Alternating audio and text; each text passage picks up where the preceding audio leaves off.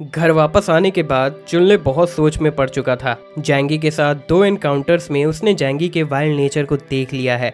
उसने चीफ को प्रॉमिस भी किया था कि वो टाउन को प्रोटेक्ट करेगा और अब उसे प्यार भी हो चुका है, तो वो अपनी खुशियों को बर्बाद होने नहीं देगा। वो ये भी जानता था कि गुस्से में जैंगी अटैक करने आ सकता है, तो वो हैंडल कैसे करेगा। जैंगी से डायरेक्ट फाइट में वो हार जाएगा, वो ये जानता था। चुनले फिर डिसाइड करता है कि वो उसके साथ कुछ मांडवली करेगा। ये आइडिया बहुत रिस्की था, लेकिन वो फिर भी सू फैमिली, टाउन और लिली के लिए रिस्क लेने को तैयार था। फिर वो ऑनलाइन जैंगी के कांटेक्ट को ढूंढने लगता है और साथ ही वो लिली के बारे में भी सोचता है कि वो ज़रूर उसे पसंद करने लगी होगी, क्योंकि उसने उसके फादर को बचाया था। टीवी ड्रामा के जैसे उसे भी चुनले पर सीक्रेट क्रश हो गया होगा। वहीं जैंगी अपने ट्रैप्स को फिर से लगा रहा था और सोचता है कि सू फैमिली अब फिर से अटैक नहीं कर पाएगा, पर फिर भी वो तैयारी में था कि शायद फिर से अटैक हो सकता है। आम लोग उसके लिए कोई बड़ा खतरा नहीं थे, लेकिन म्यूटेंट से डील करने में स्ट्रगल करना पड़ सकता है। जैंगी चुनले के बारे में सोचता है कि उसका स्टाइल भी मेरी तरह है, दोनों अपने लाइफ के बारे में सोचते हैं, लेकिन वो मेरे खिलाफ है तो मुझे उसे मारना ही पड़ेगा। जैंगी देखता है कि जो हमेशा से मेरा ध्यान रख रही है, वहीं यांगमी अब उम्मीद खो चुकी थी कि अपोकलिप्स खत्म होगा। उसे लगता था कि ये डिजास्टर टेम्पररी है और सब कुछ पहले की तरह ठीक हो जाएगा और वो फिर से एक स्टार बन जाएगी, लेकिन इतने सारे लोगों को मरते हुए देखकर वो मुझ पर रिलाई करने लगी है।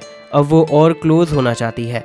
तभी उसे एक कॉल आता है। जैंगी को लू फुंगा की याद आने लगती है कि क्या ये फिर से कोई हैकर होगा, लेकिन इस बार जैंगी बिना डरे कॉल रिसीव करता है। जैंगी के हेलो करते ही कॉलर कहता है, हेलो जैंगी, मैं हूँ चुनले, सू फैमिली टाउन से, मुझे तुमसे बहुत ज़रूरी बात करनी है। जैंगी सू फैमिली टाउन का नाम सुनकर बहुत गुस्सा हो जाता है। जो कुछ भी हुआ था उसकी वजह से जैंगी को सू फैमिली टाउन से नफरत हो चुकी थी।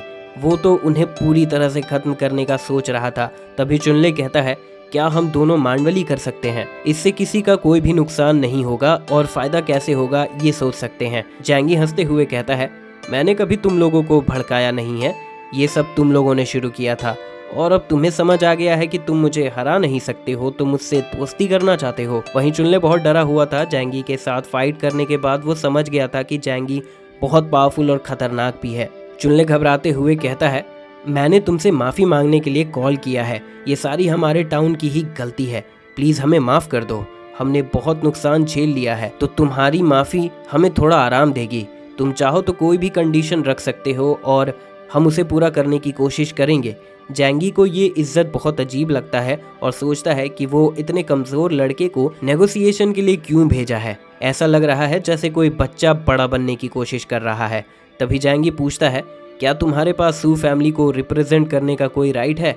फिर चुनले बताता है कि मैं ही वो म्यूटेंट हूँ जिसके साथ तुमने 2 बार फाइट की थी। जैंगी सीरियस हो जाता है और कहता है, तो वो तुम हो? चुनले कहता है, क्या अब मैं क्वालिफाइड हूँ? जैंगी सोचता है, सू फैमिली का रिप्रेजेंटेटिव यही हो सकता है। फिर जैंगी कहता है, तो तुम कह रहे हो कि अगर मैं तुम पर अटैक नहीं करता हूँ तो तुम मेरा कोई भी रिक्वेस्ट पूरा कर सकते हो। चुनले को लगता है नेगोशिएशन स्टार्ट हो गया है और कहता है, अगर हमारा विलेज वो कर पाएगा तो हम जरूर करेंगे। जैंगी सोचता है कि फाइट के बाद चुनले को लग रहा होगा कि मेरे पास वॉलमार्ट वेयर हाउस का बड़ा सप्लाई है। ये मोटा लड़का इतना भी बेवकूफ़ नहीं है और इसके पावर्स ऐसे डिजास्टर में बहुत काम के हैं। अगर मैं इसे अपने साथ कर लूँ तो ये मेरे बहुत काम आ जाएगा। फिर जैंगी कहता है, मैं बस तुम्हें चाहता हूँ। चुनले ये सुनकर थोड़ा गलत समझ लेता है और शर्मा जाता है और कहता है, मैं ऐसा वैसा लड़का नहीं हूँ, मुझे लड़के पसंद नहीं आते हैं। जो और यांगमी भी उनकी बातों को सुन रही थी और हंसने लगती है। फिर जैंगी क्लियर करता है, मैं तुम्हारे पावर्स के बारे में बात कर रहा था। अगर तुम्हें सच में डील करना है तो मेरे विला में अकेले आओ, लेकिन अगर मेरा मूड खराब हो गया तो मैं तुम्हारे विलेज को सच में खत्म कर दूंगा। अब तक तुम्हें समझ आ गया होगा, तुम्हारे पावर्स मेरे खिलाफ कुछ भी नहीं कर सकते हैं। तुम्हारे विलेज को खत्म करना मेरे लिए कोई बड़ी बात नहीं है। ये सुनकर चुनले बहुत डर जाता है और घबराते हुए कहता है, प्लीज ऐसा मत करना, हमारे विलेज को खत्म करने से तुम्हारा कोई भी फायदा नहीं होने वाला है। तुम्हारा और मेरा विलेज काफी आमने सामने है। अगर फ्यूचर में कोई एनिमी अटैक हुआ तो हम एक दूसरे की मदद कर सकते हैं। इस पर जैंगी कहता है, दुश्मन की बात करो तो फिलहाल तुम मेरे सबसे बड़े दुश्मन हो। अगर तुम जीत गए होते तो तुम मेरे सप्लाईज और वाइफ्स को ले जाते। अब जब तुम हार गए हो तो मेरे साथ जुड़ना चाहते हो। तुम्हारा हिसाब यहीं से साफ साफ दिख रहा है। अगर तुम्हें सच में डील करना है तो और इज्जत दिखाओ। क्या तुमने मुझे ये बताने के लिए कॉल किया था? अब मेरी बात ध्यान से सुनो, 2:30 बजे मेरे विला आ जाओ, वो भी अकेले। चुनले से बात करते हुए जैंगी समझ गया था कि चुनले डरपोक है, जिसका विल पावर भी ज्यादा स्ट्रांग नहीं है। जैंगी उसे फोर्सफुली चॉइस करवाता है, यहाँ आना तुम्हारी मर्जी होगी, लेकिन फिर समय निकाल कर मैं तुम्हारे विले जाऊंगा और सब कुछ खत्म कर दूंगा। ये सुनकर चुनले बहुत डर जाता है और उसकी घबराहट और बढ़ जाती है। वो पिछले दिन के हादसे को याद करने लगता है। चुनले तुरंत कहता है, ठीक है, मैं आ जाऊंगा। जैंगी तुरंत कॉल कट कर देता है और चुनले घुटने के बल बैठ जाता है। उसे अपने बात कहने का सही से मौका भी नहीं मिला। चुनले सोचता है कि वहां जाना मतलब कंफर्म डेथ, फिर मैं अपने प्यार से कभी नहीं मिल पाऊंगा। क्या ये सब ऐसे ही खत्म होने वाला है? वहीं जैंगी कॉल रखने के बाद बहुत सीरियस हो गया था और मीटिंग के बारे में प्लान बनाने लगता है। वो जानता था कि चुनले के पावर्स कमाल हैं और उसमें काफी पोटेंशियल है जो उसके लिए बड़ा खतरा बन सकते हैं, लेकिन अगर जैंगी के साथ वो हो जाता है तो उसका बहुत फायदा होगा। जैंगी उसे मीटिंग में टेस्ट करने का डिसाइड करता है क्योंकि उसके एबिलिटी को काउंटर करना जैंगी के लिए बहुत आसान था, जिसके बाद वो डिसाइड करेगा उसे मारना है या जिंदा छोड़ देना है। थोड़ा रेस्ट करने के बाद जैंगी बालकनी में जाता है और स्नाइपर रेडी रखते हुए चुनले का वेट कर रहा था। तभी वहां चुनले आ जाता है। जैंगी उस पर एम लगाए हुए था और उस मोटे फिगर को देखकर कंफर्म हो गया था कि ये वही म्यूटेंट है। जैंगी सोचता है जैसे ही ये मेरे रेंज में आएगा मैं इस पर शूट कर सकता हूँ, लेकिन तभी चुनले चलते हुए फिसलकर गिर जाता है और जैंगी को हंसी आने लगती है। क्या ये वही पावरफुल म्यूटेंट है जिसके पास लिमिटलेस पोटेंशियल है? जैंगी फिर सीरियस होके उस पर नजर रखता है। चुनले फिर खड़ा हो जाता है और फिर गिर जाता है। जैंगी समझ जाता है कि वो बहुत डरा हुआ है। जैंगी रिलैक्स हो जाता है कि इससे मुझे कोई भी खतरा नहीं होने वाला है। चुनले जैंगी को कॉल करके कहता है, तुम्हारे घर के चारों तरफ ट्रैप्स हैं, मैं और आगे नहीं आ सकता हूँ। जैंगी कहता है, तुम्हें आने की जरूरत नहीं है। फिर जैंगी तुरंत उसके पास पहुंच जाता है। चुनले उसे देखकर कांपने लगता है और पूछता है, क्या तुम ही जैंगी हो? चुनले ने ऐसा खतरनाक म्यूटेंट को बहुत स्मार्ट होने का एक्सपेक्ट किया था। फिर चुनले कहता है, मैंने तुम्हारी बात मानी और यहाँ अकेले आया हूँ। अब तो तुम्हें मुझ पर भरोसा हो गया होगा। अब और फाइट नहीं करते हैं, ये बैटल शुरू से ही मीनिंगलेस था। ये सुनकर जैंगी हंसता है और कहता है, लड़ाई की शुरुआत तुमने ही की थी और अब तुम सब खत्म करना चाहते हो, ये कहकर कि ये मीनिंगलेस है? क्या तुम्हें सच में ऐसा लगता है? चुनले बहुत एम्बैरस हो जाता है और कहता है, हाँ, ये मेरे विलेज की ही गलती है। तो बताओ अब तुम सेटल करने के लिए क्या कंडीशंस रखना चाहते हो? जैंगी कहता है, तुम क्या ऑफर कर सकते हो? चुनले कहता है, मैं सू फैमिली मेंबर्स के लाइफ ऑफर नहीं कर सकता हूँ, उसके अलावा तुम कुछ भी मांग सकते हो। जैंगी सोचता है, मेरे पास बहुत से सप्लाईज हैं, तो ऐसा कुछ मुझे इनसे नहीं चाहिए और इनके पास कुछ खास भी नहीं होगा ऑफर करने के लिए, लेकिन मुझे अब भी अपनी अथॉरिटी को प्रूव करना है। फिर जैंगी कहता है, मुझे उस अटैक का मास्टरमाइंड चाहिए, उस आदमी को मरना होगा, नहीं तो मेरे तरफ से कोई डील नहीं होगा। फिर चुनले थोड़ा खुश होकर कहता है, हमारे विलेज के चीफ ने ये सब करवाया था और उसे तुम ही ने मार दिया है, क्या ये जानकर तुम खुश हो? फिर जैंगी कहता है, मैं हैरान हूँ, मैंने कल 100 से भी ज्यादा लोगों को मारा होगा, क्या उनमें से कोई भी तुम्हारा कुछ भी नहीं लगता था? क्या तुम उनका बदला नहीं लेना चाहते हो? फिर चुनले उदास होकर बताता है, डिजास्टर शुरू होने के बाद मेरे पेरेंट्स मर गए थे। मेरे डैड के वीक हार्ट की वजह से पहले दिन ही उनकी मौत हो गई थी। स्नो की वजह से एम्बुलेंस भी नहीं आ पाई थी। फिर एक हफ्ते बाद मेरी माँ की मौत हो गई और वहाँ कोई भी मेरे डायरेक्ट रिलेटिव नहीं है। वो सभी मुझे नीचा दिखाते हैं, उन्हें मैं यूजलेस लगता हूँ क्योंकि मैं एक ओटाकू हूँ। इसीलिए मुझे सू फैमिली से उतना मतलब नहीं है और इसीलिए मुझे किसी के लिए भी बदला नहीं लेना है, बल्कि मैं तो खुश हूँ। मैं तुम्हें एडमायर करता हूँ, जैसे तुमने अपने कार से हमारा पीछा किया, वो बहुत कूल था। ये सुनकर जैंगी सोचता है, मैं इसे एक मौका दे सकता हूँ। फिर कहता है, मैं डील करने के लिए तैयार हूँ, मुझे तुम्हारे विलेज में कोई इंटरेस्ट नहीं है, वो लोग मेरा कुछ नहीं बिगाड़ सकते हैं, लेकिन तुम मुझे थोड़ा खास लगते हो, इसीलिए तुम्हारी वजह से मैं उन्हें माफ कर रहा हूँ। ये सुनकर चुनले बहुत खुश हो जाता है कि जैंगी जैसे पावरफुल इंसान ने उसे अहमियत दी और वो जैंगी को गले लगाने बढ़ जाता है। जैंगी उसे रोकता है कि इतनी जल्दी खुश मत हो, मेरे कुछ कंडीशंस है, अब से तुम्हें मेरे सारे ऑर्डर्स मानने होंगे और सारे रिक्वेस्ट पूरे करने होंगे। ये सुनकर चुनले घबरा जाता है, क्या तुम मेरा फायदा उठाना चाहते हो? जैंगी बहुत चौंक जाता है। तभी वो अपने डायमेंशन से कुछ निकालता है। वो एक लिमिटेड एडिशन फिगर था। वो चुनले को वो देता है कि मेरे लिए काम करोगे तो तुम्हें बहुत फायदा होगा। चुनले वो देखकर बहुत खुश हो जाता है। वैसे ओटाकू के लिए इतनी कीमती फिगर को रेजिस्ट कर पाना मुश्किल था। जैंगी कहता है मेरे पास ऐसे बहुत सारे हैं, अगर तुम मेरे लिए काम करते रहोगे तो तुम्हें इसकी कमी नहीं होगी। तुम्हें बॉडी पिलोज, गेम्स और कार्ट्रिजेस भी मिलेंगे। चुनले फिगर को एडमायर करते हुए कहता है बिल्कुल बिल्कुल, तुम जो भी कहोगे मैं करने को तैयार हूँ। और इसी तरह जैंगी चुनले को रिक्रूट कर लेता है। जैंगी वैसे उसे पसंद करता था कि ऐसे खुले दिल वाले लड़के के साथ रिलैक्स फील आता है जो ज़्यादा टेंशन भी नहीं देते हैं। पर जैंगी के लिए उसके पावर्स ज़्यादा वैल्यू रखते थे। ऐसे स्नो डिजास्टर में उसका पोटेंशियल लिमिटलेस है। फिर जैंगी कहता है अब तुम यहाँ हो तो मेरी मदद करो। चुनले हैरान था कि उसे बहुत जल्दी कमांड मिलने लगा। फिर जैंगी अपना स्नो एसयूवी बाहर निकालता है। चुनले जैंगी के पावर्स को देखकर बहुत हैरान था और कहता है जैंगी के पावर्स तो बहुत कमाल है और कूल भी। फिर जैंगी याद करता है कि जब वो मरने के कगार पर था तब वो वापस पीछे टाइम में आ गया था, जो टाइम ट्रैवल था, तो शायद उसके पास टाइम ट्रैवल एबिलिटी भी होगा जो उसके स्पेशियल एबिलिटी से रिलेटेड हो सकता है। थोड़ा ड्राइव करने के बाद वो एक बड़े से बिल्डिंग के पास पहुंचते हैं जो एक गैस स्टेशन था। क्योंकि उसका विला काफी एनर्जी कंज्यूम करता था तो उसे फ्यूल का स्टॉक पाइलिंग करना था। जैंगी उसे स्नो हटाने के लिए कहता है। चुनले खुद को प्रूव करना चाह रहा था तो वो पूरे पावर के साथ स्नो हटाने लग जाता है। तभी वहाँ आइस टूटते हुए एक बड़ा सा आइस रॉक निकलता है। पहले चुनले आराम से ये कर रहा था लेकिन फिर वो स्ट्रगल करने लगता है।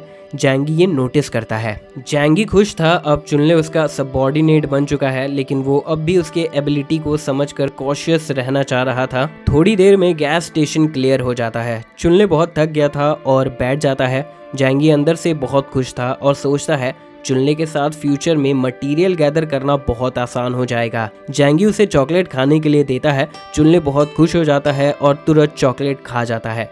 फिर जैंगी नीचे गैस स्टेशन जाता है और सारा ऑयल अपने डिमेंशन में रखने का डिसाइड करता है। काम खत्म करने के बाद वो वापस आता है। चुनले फिर उसकी तारीफ करने लगता है, बड़े भाई जैंगी तुम सच में कमाल हो। जैंगी को ये थोड़ा अजीब लगता है क्योंकि सारा काम तो चुनले ने ही किया था और उसने बस सारा ऑयल अपने डायमेंशन में रख लिया। जैंगी उसे उठने में हेल्प करता है और पूछता है क्या तुमने अपने पावर्स के साथ पहले कभी रिसोर्सेस हासिल करने का ट्राई नहीं किया था। चुनले बताता है हाँ मैंने किया था, लेकिन ऐसे वेदर में हम ज्यादा दूर नहीं जा पाते थे, हमारे डॉग्स के साथ भी नहीं, इसीलिए हम आसपास के इलाके में ही जाते थे और हमारे लिए उतना ही काफी था। ज्यादा दूर जाकर हम अपने लाइफ को खतरे में नहीं डालते थे। जैंगी चुनले को एज अ टूल और यूज करने के बारे में सोचता है और उससे कहता है अगर तुम मेरे साथ रहोगे तो तुम्हें कोई टेंशन लेने की जरूरत नहीं है, मैं मेक श्योर करूंगा कि तुम अच्छे से रहो। जैंगी एक बैकपैक निकालता है और कहता है आज के काम के लिए ये सारे सप्लाईज तुम्हारे हुए।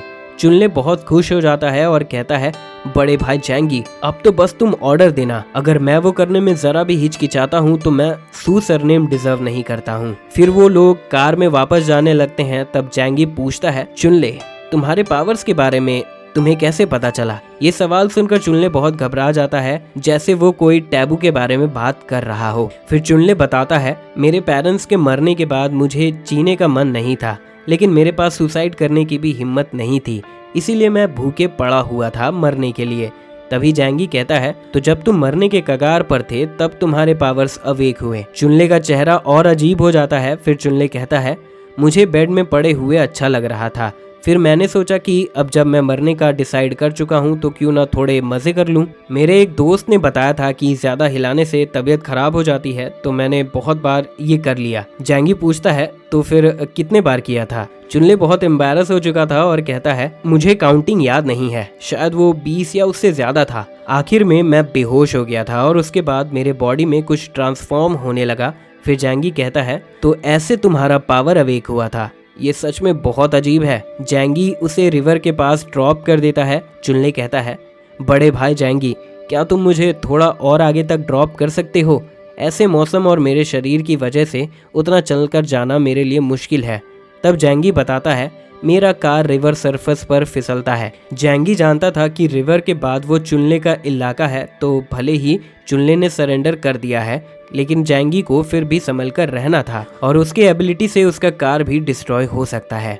चुनले जैंगी का बहुत बड़ा फैन बन चुका था, तो वो बिना कोई सवाल किए सीट बेल्ट हटाता है और जाने लगता है। उसके जाने से पहले जैंगी उससे कहता है चुन ले। एक चीज जिसे तुम्हें संभल कर रहना होगा, सू फैमिली टाउन वेजिटेबल और फूड्स के लिए बहुत फेमस है, तो लोग वहाँ अटैक करने आएंगे, तो तुम्हें ध्यान रखना होगा। फिर चुनले उतर कर विलेज जाने लगता है। जैंगी के वार्निंग का दूसरा मतलब भी था, उसे किसी की जान की परवाह नहीं थी, लेकिन वो जानता था कि उसका विला और सू फैमिली टाउन इंटरडिपेंडेंट है, तो ये वार्निंग उसे और सतर्क बना देगा। कोई भी अनजान इंसान वहाँ आया तो वो उसे पहले दुश्मन ही समझेगा, जिससे जैंगी के विला के लिए एक एक्स्ट्रा प्रोटेक्शन बन जाएगा। विलेज वापस आने के बाद चुनले बहुत एक्साइटेड था और न्यूज़ करंट विलेज चीफ को बताने जाता है, ये सोचकर कि उसकी तारीफ होगी, लेकिन चीफ उसे बहुत डांटता है कि उसे ऐसा नहीं करना चाहिए था। फिर चुनले समझाता है, सिक्स्थ ग्रैंडपा, मैंने ये विलेज को प्रोटेक्ट करने के लिए किया है। जैंगी बहुत स्ट्रांग है,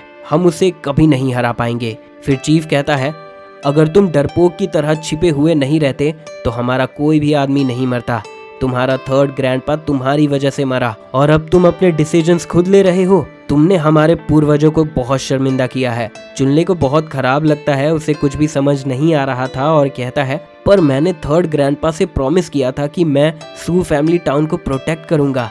हम सच में जैंगी से नहीं लड़ सकते हैं, तो बचने का बस यही रास्ता था। चीफ बहुत गुस्सा हो जाता है और कहता है, तुम खुद को समझते क्या हो? इस क्लैन का लीडर तुम हो या मैं? अब से तुम सारे एक्शंस करने से पहले मुझे रिपोर्ट करोगे।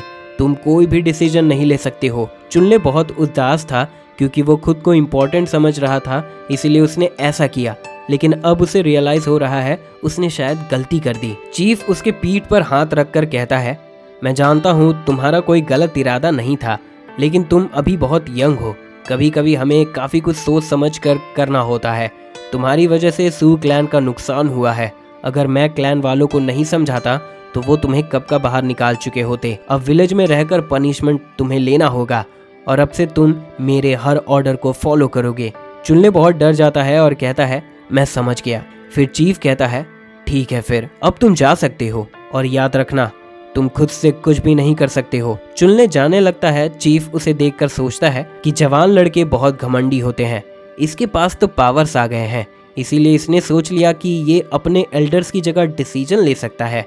बेवकूफ़। फिर वो फ़ोन निकालता है और अपने एल्डर ग्रुप को मैसेज करता है और सारा क्रेडिट ले लेता है कि उसने जैंगी के साथ नेगोशिएशन कर लिया है। सभी बहुत डरे हुए थे कि जैंगी अटैक कर सकता था, लेकिन अब नहीं।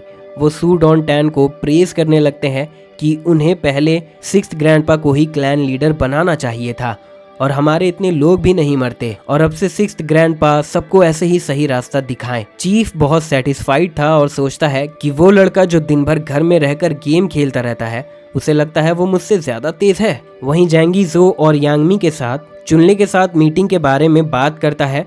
यांगमी बहुत खुश हो जाती है और कहती है, ये तो बहुत अच्छी बात है, अब हमें ज्यादा टेंशन लेना नहीं है कि वो हम पर अटैक करेंगे। तभी जो कहती है, जैंगी ने उन सभी को नहीं मारा, तो जैंगी ने उन पर दया दिखाई है, इसीलिए डरने की कोई बात नहीं है। लेकिन तुम डरपोक हो यांगमी, इसीलिए तुम कल भी उल्टी कर रही थी। यांगमी कहती है, नहीं ऐसा नहीं था, मैं बस इतना खून नहीं देख सकती हूँ। जो उसके बातों को इग्नोर करते हुए जैंगी को पकड़ लेती है और कहती है, जैंगी बहुत स्ट्रांग है, कोई हमारा कुछ भी नहीं कर सकता है। तभी जैंगी कहता है, जब मैं वेपन्स लेने के लिए गया था डिफेंस कैंप, तो वहाँ सभी गायब थे। सभी वहाँ से बहुत ही ऑर्गेनाइज्ड वे में गए थे और बहुत सारे हैवी वेपन्स भी ले गए थे। ऐसे वेल ट्रेन्ड ऑर्गेनाइजेशन बहुत खतरनाक होते हैं, ये हमें परेशानी दे सकते हैं। यांगमी भी जैंगी के करीब आ जाती है और कहती है, तुम फ्यूचर की इतनी टेंशन मत लो, हमारा अभी का टेंशन सारा खत्म हुआ, इसीलिए हमें सेलिब्रेट करना चाहिए। फिर जो वाइन लेने जाती है कि हमें ड्रिंक्स करने चाहिए और फुल मस्ती करनी चाहिए। यांगमी कुछ बनाने का ऑफर करती है। यांगमी सोचती है कि वो एंटरटेनमेंट डिस्ट्रिक्ट में जानी मानी हस्ती थी और दारू उसे ज्यादा नहीं चढ़ती है। आज मैं इन दोनों को मजा चखाती हूँ। फिर यांगमी हंसते हुए कहती है, मुझे जल्दी चढ़ जाती है तो मुझे थोड़ा कम देना। और फिर सभी एक्साइटेड हो जाते हैं और फिर थोड़ी ही देर में जो और यांगमी टल्ली होकर पड़े हुए रहते हैं। जैंगी स्माइल कर रहा था क्योंकि उसे अब भी बहुत होश था। वो रिवील करता है कि वेयर हाउस मैनेजर का काम करने से पहले वो दारू की दुकान में काम करता था। फिर वो उनके पास जाता है। जैंगी यांगमी को बहुत ही हवस भरी नजरों से देखता है और फिर उसे किस करने लगता है। यांगमी देखती है और कहती है, तुम ऐसा कैसे कर सकते हो, वो भी जू के सामने। पर जैंगी उसे इग्नोर करते हुए अपना काम कर रहा था। फिर कुछ दिनों बाद चुनले जैंगी को मैसेज करता है और मिशन पर ले जाने कहता है कि वो घर पर बहुत बोर हो रहा है और 5 मेंबर्स का एक टीम बनाने भी कहता है। सभी के लिए अलग अलग कलर्स होंगे, पावर रेंजर्स की तरह, टीम रेनबो। उसने सबका नाम भी सोच लिया था। जैंगी होगा किंग ऑफ नो कलर और चुनले किंग ऑफ ब्लू कलर। जैंगी को ये सब बहुत अजीब लगता है, लेकिन वो थोड़ा एग्री करता है क्योंकि उसे चुनले से इन्फॉर्मेशन निकालना था और अपना काम भी करवाना था। फिर जैंगी समझ जाता है कि इस मोटे के पास गर्लफ्रेंड नहीं है। जैंगी बहुत फ्रस्ट्रेटेड हो जाता है और कहता है, क्या तुम इतने बोर हो गए हो मोटे? पर चुनले को इसका बुरा नहीं लगता। उसे लगता है कि वो जैंगी के साथ अच्छा दोस्त बन रहा है और इमोजी भेजते हुए कहता है, तुम तो कमाल हो बड़े भाई, तुम्हें कैसे पता चला कि मैं बोर हो रहा हूँ? तुम सच में बहुत कूल हो। जैंगी सोचता है, ऐसे ओटाकू सोसाइटी से बहुत हटकर रहते हैं और अगर इनसे कोई थोड़ा सा भी फ्रेंडली हो जाए तो ये अपना सब कुछ देने को तैयार हो जाते हैं। जैंगी उसे ज्यादा डांट भी नहीं पाता, तो वो बातों को घुमाते हुए रिप्लाई देने लगा, बस हम और ओ का। और ऐसे रिप्लाई से भी चुनले खुश हो जाता था। जब जैंगी बोर होता था तब वो कंप्यूटर रूम जाता था और सब कुछ चेक करता था, खास करके किसी अटैक के लिए। यांगमी गार्डन का बहुत अच्छे से ध्यान रख रही थी, जिससे जैंगी कॉन्फिडेंट था कि वो अच्छे से सर्वाइव कर जाएंगे। लेकिन जैंगी को अब भी साइबर सिक्योरिटी के बारे में टेंशन थी, क्योंकि उस कंप्यूटर रूम से विला का सब कुछ कंट्रोल होता है और अगर इसे कुछ हो गया तो फिर वो विला कोई काम का नहीं रहेगा। जैंगी सोचता है, लू फुंगा ने उसका कांटेक्ट फाइंड किया, वो समझ आता है, लेकिन चुनले जैसे ओटाकू ने भी उसका कांटेक्ट निकाल लिया, जिसका मतलब सिक्योरिटी बहुत खराब है। अगर कोई एक्सपर्ट ऑर्गेनाइजेशन उसके विला को हैक कर लेता है तो विला पर अटैक करने की कोई ज़रूरत नहीं पड़ेगी। जैंगी इसके लिए काफ़ी टेंशन में था।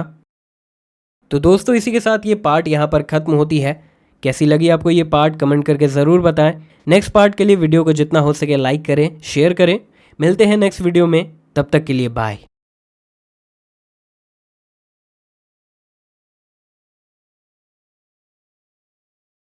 खत्म। Bye bye, tata, good bye, गया।